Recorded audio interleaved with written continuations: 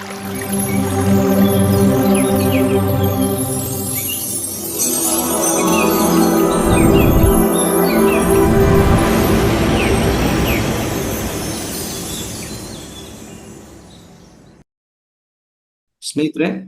ಆತ್ಮೀಯರೇ, ಇವತ್ತು ಅದ್ಭುತವಾದ ಸ್ವರ ವಿಜ್ಞಾನ ನಾವು ಈಗಾಗಲೇ ತಿಳ್ಕೊಂಡಿದ್ವಿ.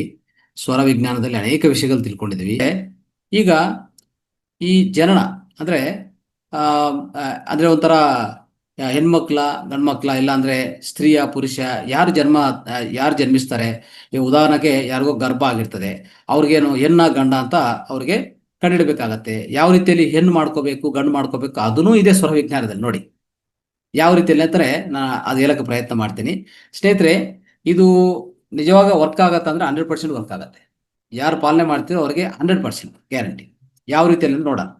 ಈಗ ಬೇಬಿ ಗರ್ಲ್ ಬೇಕಾ, ಬಾಯ್ ಬೇಕಾ, ಬೇಬಿ ಗರ್ಲ್ ಬೇಕಾ, ಅಷ್ಟೇ ಬೇಕಾಗಿರೋದು. ಅಂದ್ರೆ ಬೇಬಿ ಬಾಯ ಬೇಬಿ ಗರ್ಲ ಯಾವ್ದು ಬೇಕಾ, ಹೆಣ್ಣ ಗಂಡು ಬೇಕಾ ಅಂತ ನಾವು ಒಂದು ನಿರ್ಣಯ ಮಾಡಿದಂತ ಇಟ್ಕೊಳ್ಳಿ. ಯಾರು ಹೆಣ್ಣು ಗಂಡ ಆಮೇಲೆ ಅಂದ್ರೆ ಹೆಂಡತಿ ಗಂಡ, ಓಕೆ, ಇಬ್ರು ಡಿಸೈಡ್ ಮಾಡ್ತಿದ್ರೆ ಹಸ್ಬೆಂಡ್ ವೈಫು ಏನ್ ಮಾಡ್ಬೇಕಂದ್ರೆ ನೋಡಿ, ಅವ್ರಿಗೆ ಈ ಸ್ವರ ಈ ಬಲಗಡೆ ಅಂದ್ರೆ ಪಿಂಗ್ಲ ನಾಡಿ ನಡೀತಾ ಇದೆ ಅಂತ ಇಟ್ಕೊಳ್ಳಿ.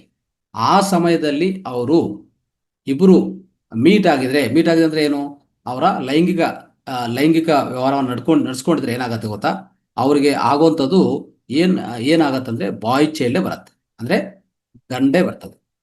ಆ ರೀತಿಯಲ್ಲಿ ಆಗತ್ತೆ. ಅರ್ಥ ಆಯ್ತಾ?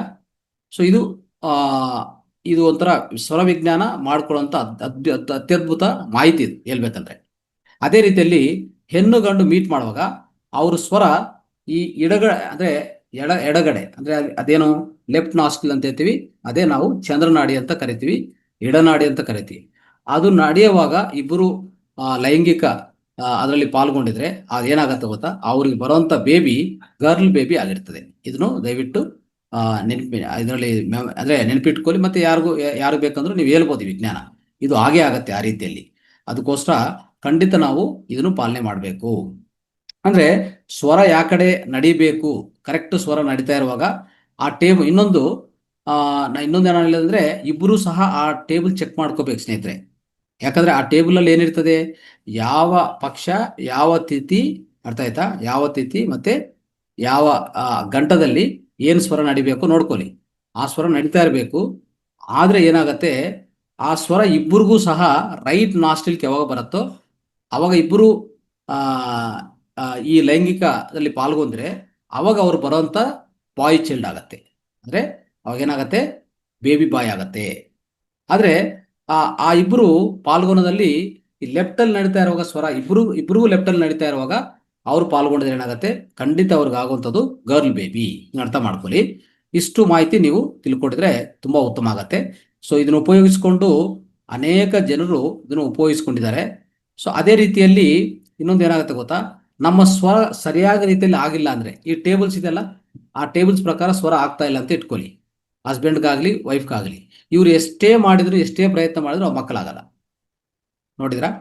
ಸೊ ಅಂದ್ರೆ ಏನಂತಂದ್ರೆ ಈ ಸ್ವರ ಸರಿಯಾಗಿ ನಡೀತಾ ಇಲ್ಲ ಅಂತಂದ್ಮೇಲೆ ಮೊದಲನೇದು ಈ ಕಡೆ ಸ್ವರದಲ್ಲಿ ಪಾಲ್ಗೊಂಡಿದ್ರೆ ಒಂದು ಫಲಿತ, ಈ ಕಡೆ ಸ್ವರದ ಪಾಲ್ಗೊಂಡಿದ್ರೆ ಬೇಬಿ ಬಾಯ್ ಆಗತ್ತೆ. ಅದು ನಾವು ಅರ್ಥ ಮಾಡ್ಕೊಂಡಿದ್ವಿ. ಆದ್ರೆ ಆ ಸ್ವರನೇ ಸರಿಯಾಗಿ ಅಸ್ತವ್ಯಸ್ತ ಆಗಿದೆ ಅಂತ ಇಟ್ಕೊಳ್ಳಿ, ಅವ್ರಿಗೂನ ಇವ್ರಿಗೂನ ಅವ್ರು ಎಷ್ಟೇ ಪ್ರಯತ್ನ ಮಾಡಿದ್ರು, ಅವ್ರು ಲೈಫ್ ಲಾಂಗ್ ಮಾಡಿದ್ರು ಅವರಿಗೆ ಫಲಿತ ಬರೋದಿಲ್ಲ. ಇದನ್ನು ಅರ್ಥ ಮಾಡ್ಕೊಳ್ಳಿ. ಅರ್ಥ ಆಯ್ತಾ? ಈ ರೀತಿಯಲ್ಲಿ ಅನೇಕ ವ್ಯಕ್ತಿಗಳು ಇದರಿಂದ ಲಾಭ ತಗೊಂಡಿದ್ದಾರೆ. ಇದು ಫಲಿತನು ಸಾಧಿಸಪಡಿಸಿದರೆ ಅಂದ್ರೆ ಉಪಯೋಗ ಆಗಿದೆ ಅಂತ ನಿಮ್ಗೆ ಹೇಳಕ್ಕೆ ನಾನು ಪ್ರಯತ್ನ ಮಾಡ್ತೀನಿ. ಇದು ಇವತ್ತಿನ ಸ್ವರ ವಿಜ್ಞಾನದಲ್ಲಿ ಸ್ವಲ್ಪ ಅಂಶಗಳು ತಿಳ್ಕೊಂಡಕ್ಕೆ ನಾವು ಪ್ರಯತ್ನ ಮಾಡಿದ್ವಿ ಸ್ನೇಹಿತರೆ.